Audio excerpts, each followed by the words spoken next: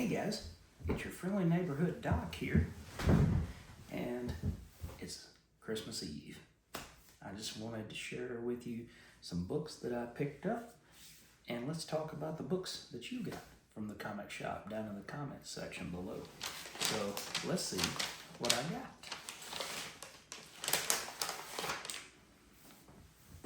All right, and our book of the week this week is going to be, come here you,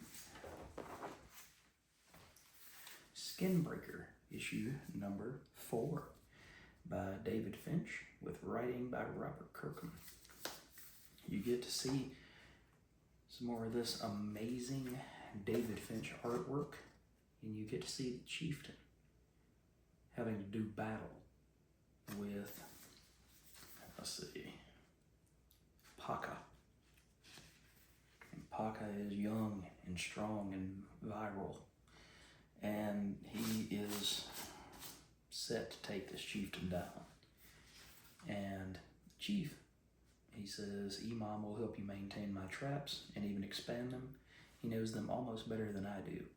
And Paka says, he pulls his sword out and points it at him, and he says, why are you still speaking? I'll hear no more of this. And the old chieftain, he says, no, we're in grave danger. You have to listen. And Paka says, no, I'm through with your words. Just look at this artwork, guys.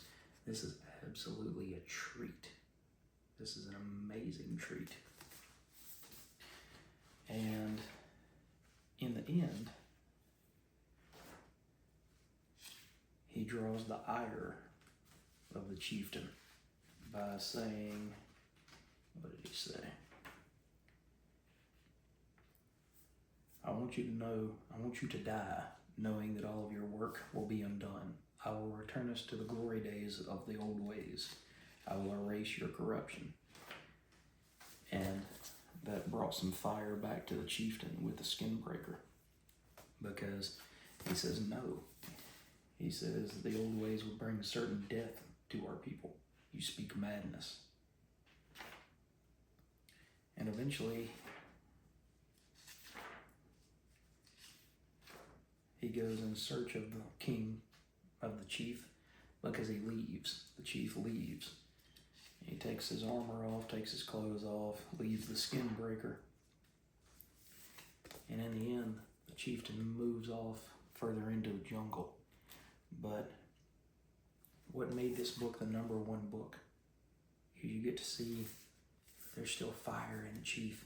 He believes in what is going on with his people, and he knows in his heart of hearts that if they go back to their old ways, they will be destroyed.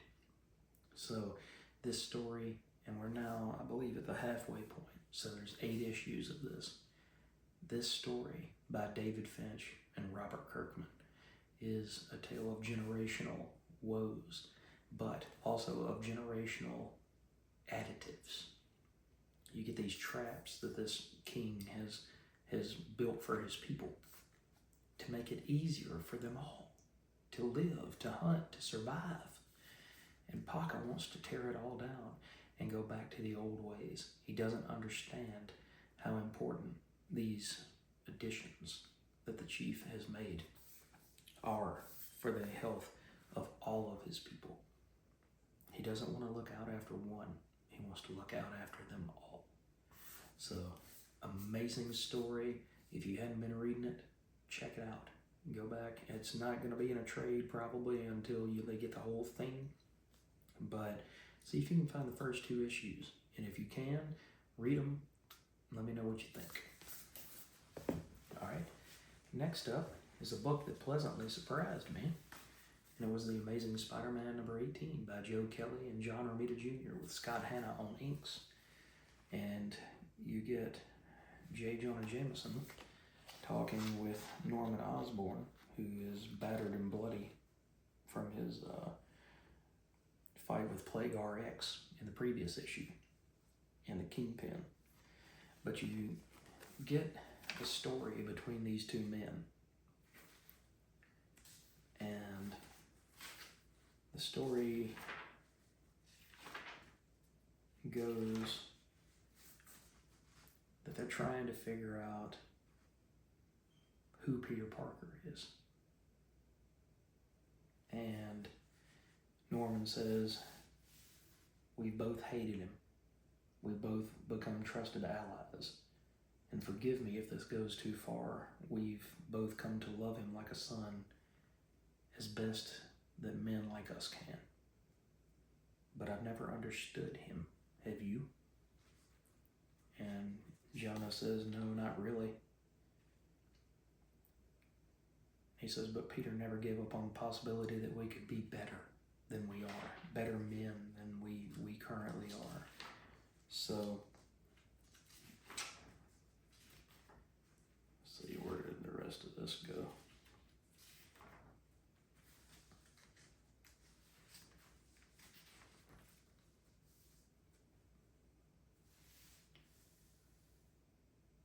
He says, and J. Jonah Jameson says, of all the psychopaths who've knit up a fancy pair of pajamas and set out to make the world a better place, Captain America is hands down the best to ever do it, full stop. However, Peter Parker's a close second. He did it through puberty, which counts for a lot. But the price he paid for that underappreciated accomplishment is to be a perpetual screw-up. He eviscerated career after career, blown up all of his relationships. He's put his beloved aunt in the hospital more times than I can count. All because somewhere in this godforsaken city, strangers needed his help.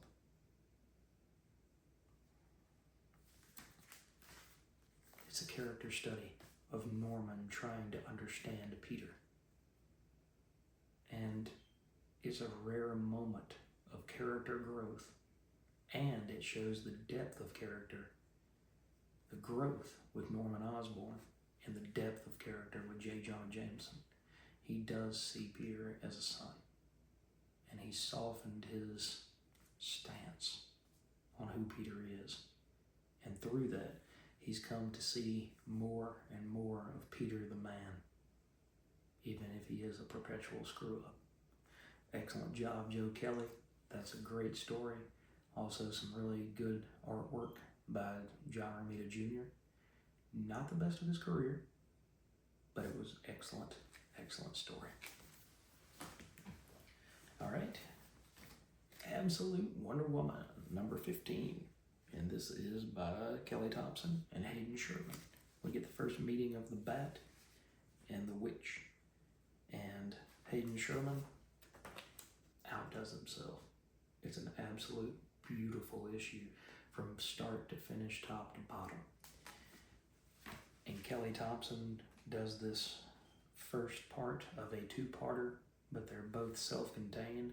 So if you don't want to read but the first issue here of Absolute Wonder Woman, and you don't want to bother reading Absolute Batman, you don't have to. You can get a fuller idea of the story if you read both of them together. But if you just want to get the story with Diana and Bruce, this book is a one and done. It's a closed chapter, but it's awesome to see these two team up, even though I don't care for Absolute Batman. We've already talked about that. But you get magic, you get a golem, which is kind of a novel idea because it's almost as though, you gotta remember that Diana was supposedly formed from clay. That makes her a conduit for things like golems. Somebody can take over her mind and her body. And I have to say that this is some of the creepiest artwork that I've ever seen. You get to see a black-eyed Diana that's got this modeling clay feel to her. So, at the end of the day, the heroes win just like they always do. But there's not very much of a consequence or a weight, a counterweight to their win. But it was just fun. And that's a book that you can't really say a whole lot, very often. It's just all out fun. When these two guys meet up. Well, guy and lady, I should say. Now, when these two guys meet up, and you've got Green Lantern and Batman, issue number 30. And this is by Jeremy Adams with art by Di Giovanni.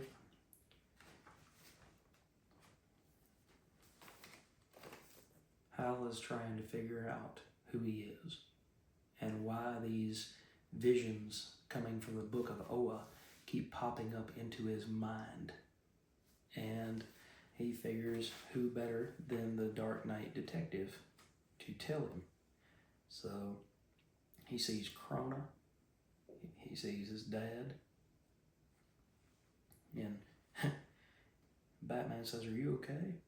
And by the time he says, I'm fine, but then he falls off the side of a skyscraper, and Batman throws his Batarang cable and catches him around the ankle, and he says, "See, I don't need nothing." And he's still fazed by that vision from the Book of Oa. And in the end, you get to see the camaraderie between Batman and Hal, and you get to see the mutual respect. Let's see. What does he say?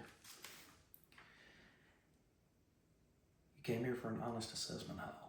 You wanted truth from someone who you think doesn't care anything about you. I do care, and I've always cared. We both lost our fathers when we were close to that boy's age, and I know it changed you and me."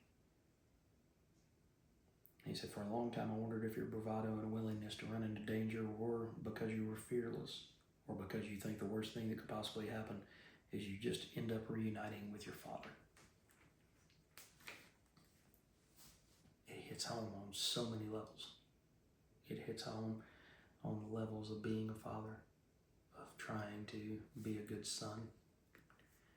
And in the end, you also get two of the greatest DC superheroes having a fun romp through Gotham City.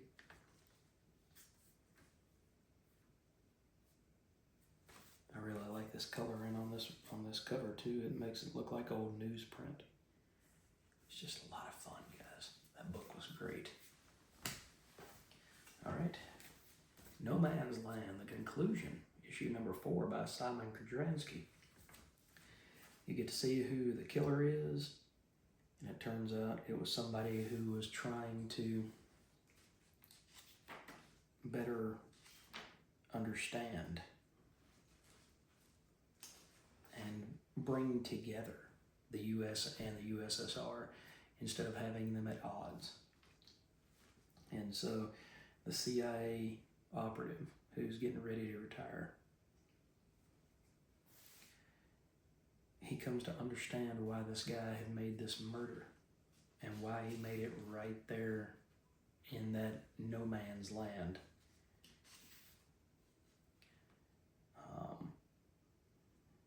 And in the end, you get to see what happens to that killer. And he gets what's deserved.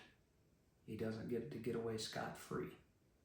I remember reading one time that someone said a happy ending is a lazy writer. I believe that was Hemingway that said that. And so you get that sense of it doesn't end with a perfectly knotted bow, but instead you come to find out the motivations of the killer. You come to find out exactly why his actions were important. And it wraps everything up, like I said, not with a nice little bow, but with a solid conclusion. That's one thing you can say. And the artwork by Kudranski is second to none. I don't know if everything he does is computer generated or if he draws it by hand and then computer colors it, but let's see. Like this one here, it's got almost an ethereal feel, and also to me, it's slightly like Mark Teixeira. You've got that rough hewn edges. So a good solid conclusion to this book, and I look forward to whatever Simon has got coming up next. Alright, and next to last book is Spawn number 371. We just continue to get by Todd McFarlane and Brett Booth the story of the angels and Blood and his followers. The Heaven's Warrior here, and then you've got Blood here. And Spawn is about to attack, and Blood waves him off. He motions, nope, stay back. And about that time, Blood shows all of his different vampires that he brought with him to help the attack. And Heaven's Warrior is overwhelmed. Something terrible happens to him. I'm not showing you that page, but Blood's vampires get wings, and they were known as the Wingless, and they ate of the flesh and of the energy of the heavenly fighter, and now they can fly. Meanwhile, Spawn says, people tell us that you're important, and that angel thought so too. Why is that? And so this guy was the guy that was tied up.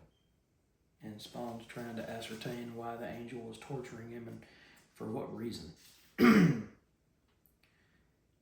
he says, they think I know things. And Spawn says, do you? And he says, it depends. On what? On whose side you're on. That angel, he's part of a faction that's warring with some other heavenly units. The problem is none of those factions seem to agree on who is in charge. And he says, what does that have to do with you? He says, I sell them real estate. They're all preparing for some kind of civil war, building bunkers. But the most important part here is that Sin is trying to bring somebody back that we haven't seen in a very, very long time.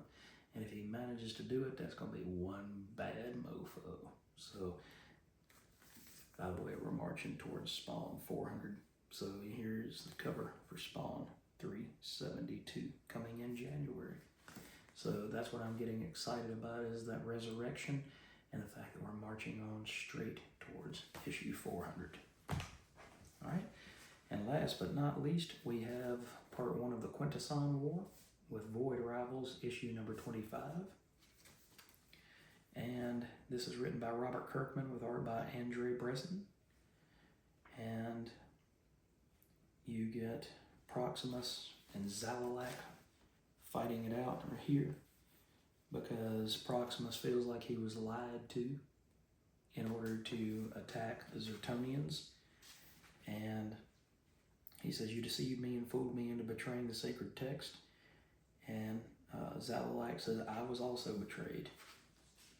And so they continue fighting until all of a sudden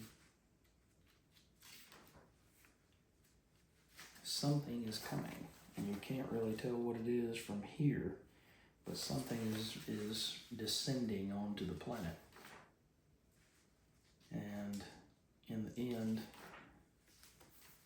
you get to see this big, giant, double-page spread of a giant screw cork that has inserted itself into the planet. Meanwhile, you get the Handroid and Dalek. And the Handroid is saying, you know, I like being autonomous, but the thing about it is I don't live, so how can I be autonomous? How can I learn to grow? How can I, the longer that I want to live, you know, when I'm off of you, they're supposed to flash my memory and then I'm not going to remember anything from previous. But the longer that I've been sentient and awake, the more that I want to survive. And in the end, we get to see Dukan go against his brother, and they laugh it off. And he says, well, we've scrambled a fleet of jump jets to intercept something that, let's see, multiple unknown objects en route directly to the Sacred Ring. They somehow avoided detection. We've scrambled a fleet of jump jets to intercept. And Dukon says, my nephew Derek will handle this. You still get him wasting his time as a pilot, no? And in the end, they see this on this side of the sacred ring as well. So what could this mean? Possibly quintessence? And what's going on with Salila? So this was a pretty interesting issue number 25. It sets up bringing the quintessons into the Energon universe and helping bring forth the continuation of the Transformers, G.I. Joe, and all of this lore into this Energon universe together. So, guys, that's a short video, but thank you for watching. I hope that you have a very, very Merry Christmas and that you get a bunch of books to read and then you get some hot chocolate so that you can just sit back, rest, read, and relax. That's what everybody needs, just some downtime to enjoy with family, with loved ones. So I hope that if you're watching this and you celebrate Christmas, that you remember the reason for the season. I promise you, it's not the presents. If you're in a particular area that has a colder climate, step outside, listen to the snow, the silence. Let it bring you closer to your maker, to your inner voice, so that you can recenter yourself for this upcoming year.